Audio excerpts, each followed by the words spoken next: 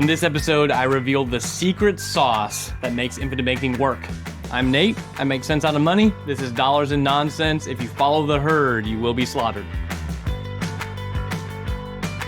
What is the secret sauce of infinite banking? I think almost everyone who gets introduced to the infinite banking concept thinks it's a scam because it sounds like there's some sort of secret sauce, and every time there is something magical about something, people have their guards up, and rightfully so. So you hear about infinite banking, you might think it's a scam. You hear about infinite banking, and some people go down the track of learning it, and they think that they have figured out what the secret sauce is. They think they have boiled it down to one or two characteristics as to why infinite banking works. They're like, oh, it must work because of this, or it must work because of that. And they're like, I finally get it. And this is a natural tendency that we all have to try to rationalize things in our head. We try to understand the world around us in the simplest way possible. You know, we learn about infinite banking and we think it's because of the tax-free growth, or we think it's because of the guaranteed growth of the policy, or it's some sort of, you know, the fact that the policies can grow even while we're using the money. And we think we've pinpointed what makes infinite banking work. Here's the secret sauce, by the way. I'll just let the cat out of the bag. There is technically no secret sauce, right? We all know this. We all know there's no secret to why infinite banking works. But the reason why people think that there is oftentimes because of agents like me. Agents across the world are trying to teach this in a way that will help clients understand what it is, but really we're all in the business to sell policies fundamentally, right? Everyone's out there just trying to communicate in such a way that somebody's going to say, that sounds great, I want to do it. Oftentimes, this produces a dumbing down of the strategy into, instead of learning about IBC in its fullness, you really learn about the characteristics or the features of life insurance policies, and you start looking into buying those. And you're like, okay, I like this feature, I like that feature. And that's the way you're supposed to sell stuff in the world. I mean, honestly, you can't blame any party here. You can't blame the consumer for getting caught up and thinking they've got it figured out when they really absolutely do not. And then you have the agents out there who are just trying to make a living. And they're trying they've been taught to sell features of stuff. Like the policies grow tax-free. You can use them anytime you want, no penalty. You can borrow against and have it still grow. And they talk about features as if that is what makes infinite banking work. Now, I'm here to say, of course, the features are important. I mean, the policies wouldn't exist without some sort of feature involved. And so the characteristics of policies are important, but that's not what makes infinite banking work. And the reason why I went down this track, and I'm going to kind of end by discussing what makes infinite banking really work, but the reason why I went down this track is because ever since, I was just thinking about this today, ever since I got into the industry, it was back in 2012. So from 2012 to really 2022, we were in an extremely artificially produced low interest rate environment from 2012 through 2022. We were just coming out of the Great Recession, which was the biggest recession since the Depression, really, in a lot of ways. And so we were in the Great Recession. The Federal Reserve had to, lower interest rates to keep the economy afloat. At least that's what they would have us assume that they were doing. And because of that, we found ourselves in this weird, abnormal time. And this is what I was trying to think about, because a lot of people, when they first learned about Nelson Nash's work, and they read his book, Becoming Your Own Banker, even though in his book, it says infinite banking is not a discussion about interest rates. It's not about anything to do with policy growth rates, policy loan rates, overall interest rates. He communicates that in his book. He doesn't expound on it, though. So really, it's a short book. So we're just left to either take his word for it or to criticize it or something. And I'm here to try to flesh it out. That's what I'm trying to do. And so in his book, he mentions this, but it doesn't matter that he mentioned it, because a lot of people think they have figured out what the infinite banking concept and these policies are all about when they start investigating deeply some sort of interest rate, whether it's the rate of return of the life insurance policy, whether it's the policy loan rate. And so whenever you were first introduced to the concept, infinite banking, and you read the book, you would a lot of times think that maybe the secret to infinite banking is that the policy loan rate is cheaper than you can get elsewhere. In fact, Nelson Nash's book tries to portray it this way, by the way. So when he wrote the book, it was kind of taken for granted, honestly, that policy loans from the insurance companies were likely going to be some of the cheapest money you could find. And so a lot of people would say 2012 through 2022, really, people would accuse or criticize infinite banking as, oh, this thing is a scam. It doesn't actually work. Or how could it work whenever I can borrow money from my house? I can borrow, I can get a mortgage for 3% or less, or I get a car loan for 2%. So they thought that infinite banking was dead. They thought infinite banking was over because they assumed that the whole point of infinite banking was that borrowing from policies was some magical result, that if I used my policies to go do something, I ended up becoming more wealthy than if I used a bank to go do that same thing. They thought there was something magical there, and once it was revealed to them that there is no magic going on inside the policy, if a bank is willing to offer you a 2% loan to buy a car, it does not make sense to use your policy at 5% in a vacuum, by the way. I mean, there's some benefits to using policy loans as far as flexibility goes and control goes, but as far as just pure interest, yeah, the borrowing from the policy didn't make any sense. So some people thought IBC is dead, or at least you would have the critics describe it that way, because they thought it had something to do with the interest rates. So they said, well, because the interest rates are lower to go borrow from a bank for a lot of things now, as opposed to policies, then what's the point of even doing this? As if the premise of infinite banking was that it was the best place to borrow money under all circumstances. That's not what infinite banking truly is at its deepest core. Anytime you try to dumb it down into one specific characteristic, you immediately get it off into no man's land. You're just wrong. You're incorrect. Like you're off base now, because a concept, a strategy like infinite banking that is kind of complex and is robust, you don't just dumb it down to one little thing. I've talked about this before when I used the idea of baking a cake, and you look at some recipes out there, like whether it's a cake recipe or whether it's any sort of food recipe, and there might be things that you're like, how are these things gonna? If you knew nothing about baking, by the way, and you just looked at just the recipe, if you were a caveman of sorts, and you just looked at the recipe and you're like, if I mix flour, which is kind of gross, with eggs and sugar, and I mix it all together, it's going to come out with this, and I'm going to cook it, and it's going to come out this beautiful thing. In other words, if you look at just the ingredients in a vacuum, you're like, well, that ingredient, I don't really like that ingredient, and that ingredient, I don't really like that ingredient. It's like when I'm talking to my kids, like they say, I don't really like beans on my nachos, or whatever it is. I'm like, well, if you just took a bite of the nachos, you would realize it tastes great. But you get so caught up in one ingredient that it ruins the whole thing for you. And that's just not the way life should be working. And that's certainly not the way infinite banking should work. You can't look at one ingredient and say it works because of this ingredient, or it doesn't work because of this ingredient. That's ridiculous. It either makes the cake or it doesn't make the cake. Either you like the cake or you don't like the cake. But it doesn't matter. The ingredients make the cake, but you can't just say I don't like that ingredient in the cake. The cake itself is worthless. That's not true. You can choose to like it or not like it. But it's not based on the ingredients in each individual ingredient by itself. It's what do they do all put together. That's really where we're going with this. That's the secret sauce, by the way. It's not one specific ingredient. It's going to be all the ingredients put together. And I know I'm rambling, so I'm going to get back to the point. So we had a lot of critics back when interest rates were very low. They were describing why IBC was dead, as if it was based on interest rates being low, as if it was based on the policy being the cheapest place to borrow money. That's not what it's about. It never was supposed to be about that.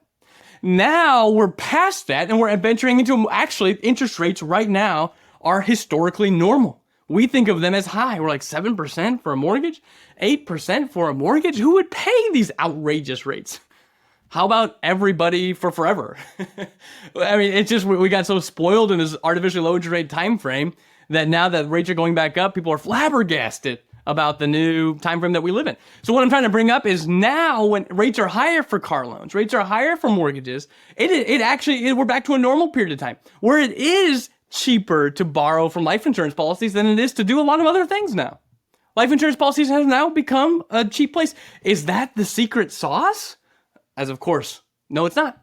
That's why I've been trying to bring up the whole time. It's not the secret sauce to IBC, but we're back into that reality, which is a normal reality. That's great. But now we're hearing critics say the other thing, the other side of the coin, which is now that we're in a higher interest rate time frame, I can get a savings account or a CD at the bank or something like that for 4%, maybe even up to 5% in some places. They're like, does that mean now it doesn't make sense to do IBC anymore?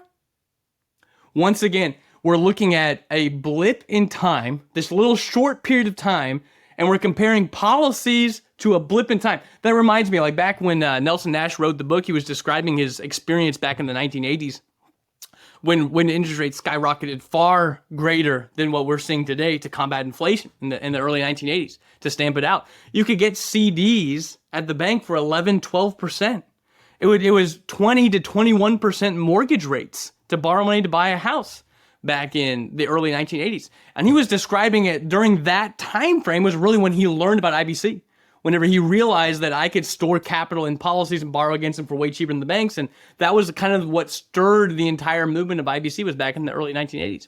But what I'm trying to bring up is during that time frame, of course, you could go get a CD at the bank that was earning more interest than the policies were growing by. That doesn't mean that IBC is not going to be an amazing solution for you for the rest of your life. I think we have short-term bias, obviously, and we think of the things that are happening here and now. We have a tendency to let the nickel hide the dime, as they say. In other words, we get so focused on something here now, we don't realize the ripple effects of our actions down as they go down the road. In other words, there is a reason why policies tend to be more profitable than bank accounts. That goes back to the fundamental reason why infinite banking exists. The fundamental reason infinite banking exists is because we believe that dividend-paying whole life policies issued by mutual life insurance companies have a much greater chance of performing significantly better than bank accounts do. And the reason is because insurance companies and banks are in the same business. They're doing the same exact thing with money. They take our money and they go lend it out.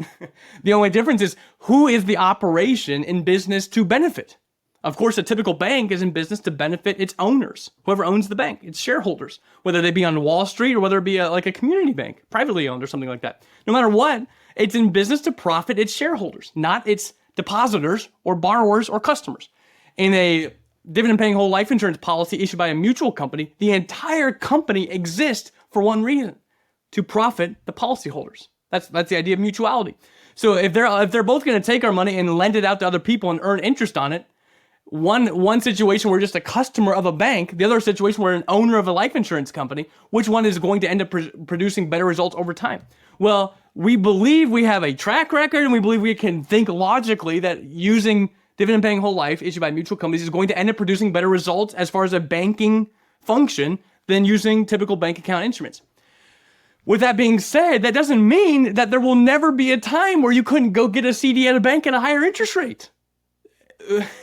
That's what we're trying to say, is that you can't look at a blip in time and determine whether or not something makes sense or doesn't over a lifetime based on what's happening in a short blip in time. We know that interest rates are going to rise and fall. In fact, we know that the insurance companies' profits will be impacted by increases in interest rates, by the way.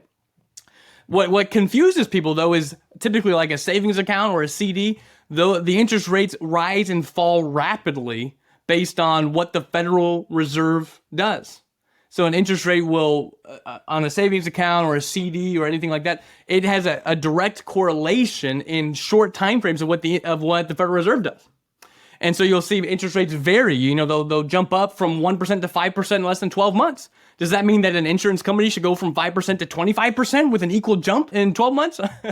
Of course not. The reality is insurance companies typically lag. So in other words, when interest rates go up, it is true that insurance companies will now be able to invest our premium dollars that we put into the big pool of money that is the insurance company. They'll be able to start investing those premium dollars in higher interest rate bonds, which is going to produce higher profits, which in turn pays out higher dividends over time.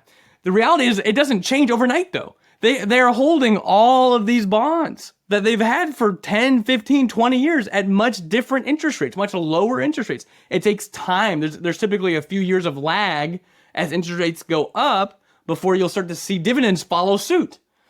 The same thing being said when interest rates go down. When interest rates start to drop, that doesn't mean that insurance companies drop dividends dramatically right away. No, it means that typically speaking, you'll have interest rates dropping and dividends can stay the same for a period of time because it's based on their big pool of bonds that are not just the current interest rate bonds. They're all these bonds they bought years ago. So there's always a lag indicator. In times of low interest rates, it might be cheaper to borrow money from banks. In terms of higher interest rates, it's probably cheaper to borrow from policies. That's the way it's going to work. In terms of low interest rates, dividends are probably going to be lower at insurance companies. In terms of higher interest rates, dividends are going to tend to be higher from insurance companies. There might be some lag period there. As I already brought it back in the 1980s when interest rates were incredibly high, 12, 13% to get a CD account back then. That doesn't mean policies were growing at 12 to 13%. That was a blip on the radar. There was a blip on the radar, then interest rates normalized. That's the way it always works in the economy. If they didn't normalize, by the way, then you would have seen insurance company dividends go up to that high, by the way. We'll see if the interest rate environment we're in right now is sustainable. If it is sustainable, then we'll see insurance companies increase dividends accordingly over time. But if it's just going to be a blip on the radar of a couple of years, then it's not going to be a big enough change in their overall portfolio's earning to, move the interest rates around too much. Just like whenever the interest rates dropped back in 2010, honestly, interest dividends today are still being held up by the bonds bought from 2000 to 2010. Those are still helping the insurance companies pay out bigger dividends than they otherwise would have been able to afford. Are you tired of feeling like everyone has their hand in your pocket? At Living Wealth, we believe in challenging the status quo. After all, most of those conventional tools only seem to make someone else rich. Let us show you how to take back control by banking on yourself. Visit livingwealth.com/escapethebank. You'll receive instant access to what we call the Beginner's Course. This free, in-depth, easy-to-follow course teaches people how to create and profit from infinite banking.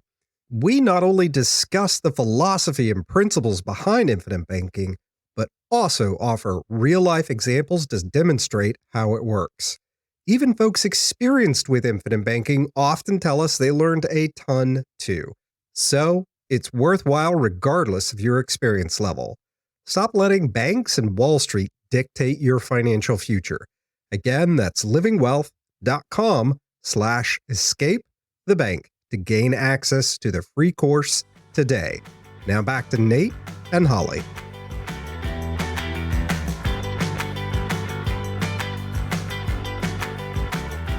So what I'm trying to bring up is that people get confused when they hear about infinite banking.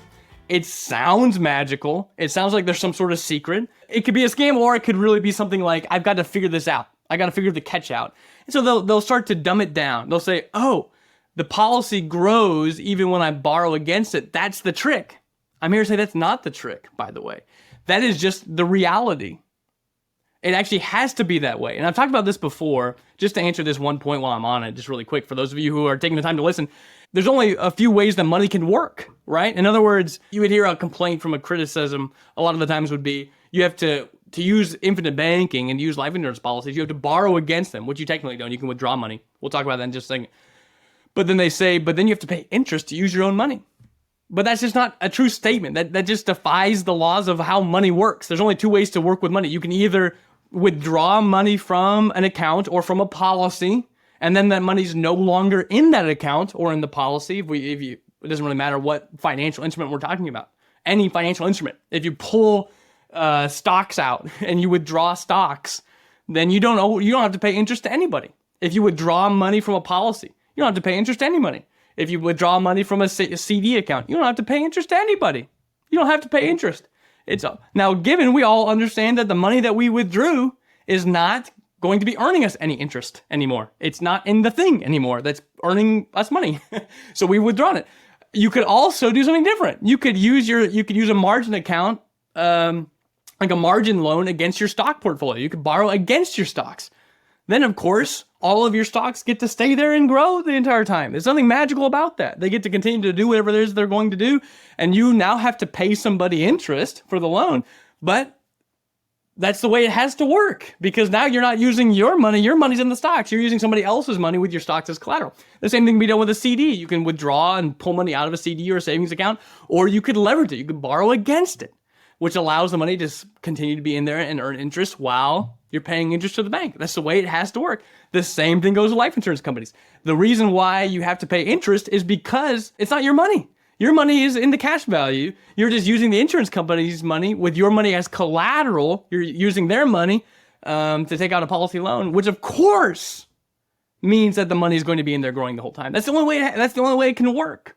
Now, if you don't want to pay interest to the insurance company, then you can withdraw money from it. And then, of course, the money's not there earning, but now you don't have to pay anybody interest. It's actually not that complex. We make it complex. We make it seem magical because of guys like me sitting on YouTube or podcasts trying to get some sort of hook in somebody's mouth to get them to buy.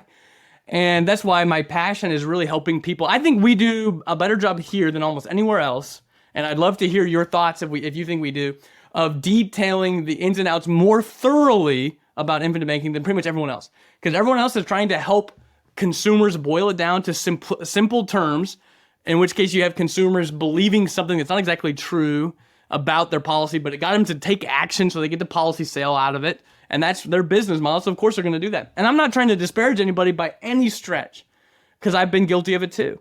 I'm just merely saying that there is no specific secret sauce. There is no characteristic of a life insurance policy or anything that makes infinite banking work. It is based on the entire concept fleshed out in motion together. That's why Nelson Nash wrote the book. There's a lot in the book. Some people just glaze it over because they're just trying to find the secret. You can't skip over anything inside of the concept for it to be able to work.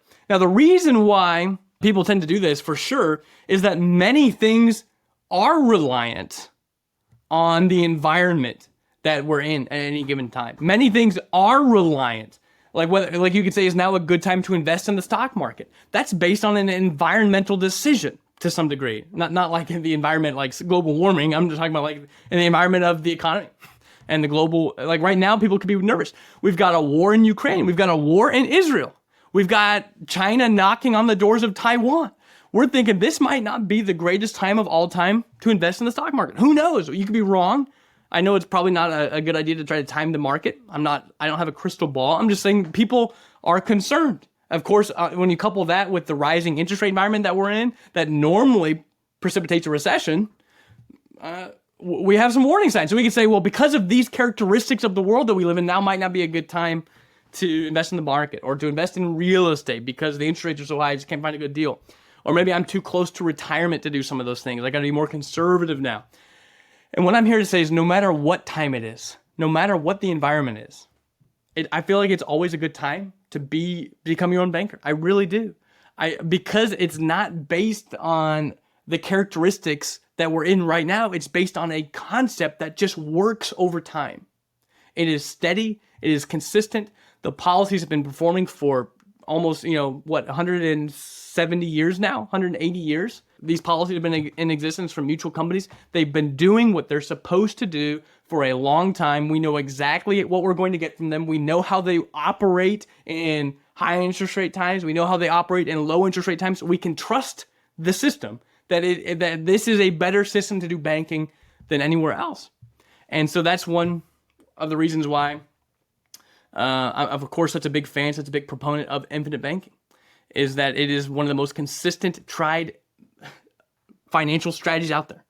And it's not based on just one thing, that if that one thing fell, it wouldn't make sense. That's the idea. Like if interest rates are lower at banks, then infinite banking doesn't work. Not true. If the rate I could get on a CD is better than a policy, then infinite banking doesn't work. Not true. Or infinite banking only works because I can borrow against it. Not true. I mean, all of these things are important, but you have to combine them all to see the real picture of why infinite banking works. Dividend-paying whole life insurance policies issued by mutual companies that are designed to maximize cash value have been and will be the best, most premier place to store up capital to achieve things in your life. It's been that way for years. It's been that way for centuries. From J.C. Penney in the Great Depression to Walt Disney to Ray Kroc you can just go down the line of people who have used policies to achieve great things in life. It's been a great place for capital, and it will be a great place for capital. And that's what infinite banking is all about. Infinite banking is saying we believe that over your lifetime, it is likely, based on logic and reason, that dividend-paying whole life insurance policies issued by mutual companies that are structured for high cash value will be the premier place to build up and deploy capital in your life. Not for one reason, but for many reasons, all culminating together in this concept of becoming your own banker. That's why I love it so much. We try to be not gimmicky as much as we can here. We try to be as thorough as possible in helping people gain a nuanced, deep understanding of why infinite banking works and what it can mean for them and how they can implement it. If this show has been a help to you, it would mean the world to us if you would write a review on Spotify or rate it on Apple's Podcasts, subscribe on YouTube, leave us a comment if you're enjoying the content. It means the world to us. We thank you so much for being here with us. This has been Dollars and Nonsense. If you follow the herd, you will be slaughtered. For free transcripts and resources, please visit livingwealth.com/E207. Listener, one last thing before you go. Start your journey towards financial security and wealth today. Visit livingwealth.com/escape the bank. Upon completing this course, you'll have all the information that you'll need to see if infinite banking is right for you. Again, go to livingwealth.com/escape the bank.